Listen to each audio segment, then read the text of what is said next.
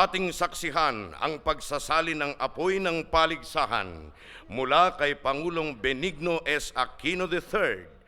Nasasaksihan ni DILG Secretary Jesse Robredo, Department of Education Secretary Brother Armin Luistro, TESDA Director General Joel Villanueva at ni Governor Amado T. Espino Jr. papunta sa isang tinitingalang manlalaro sa ating bansa, Ginoong Danny L. Deponso, produkto ng Palarong Pambansa 1992 na manlalaro ng 17 rehiyon ng Pilipinas.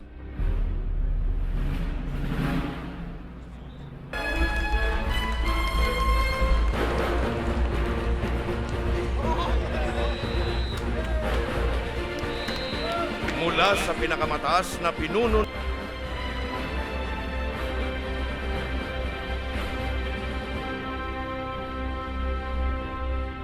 isinalin sa ARMM, palakpakan po natin. At isinalin po sa Cordillera Autonomous Region, ang NCR Region 2, Region 13, Region 12,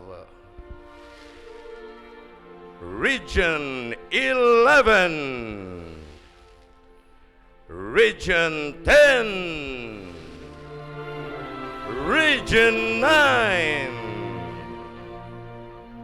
Region 8, Region 7, Region 6, Region 5, Region 4,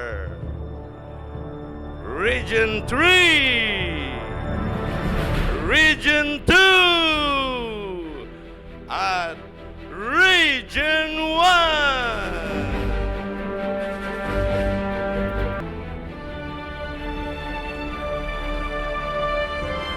Magpalakpakan po tayo, mga kababayan! Bahagi ng ating okasyon ay malapit na nating masaksihan si Brother Armin Masantos Akabuasan Tipondo para sa mga persons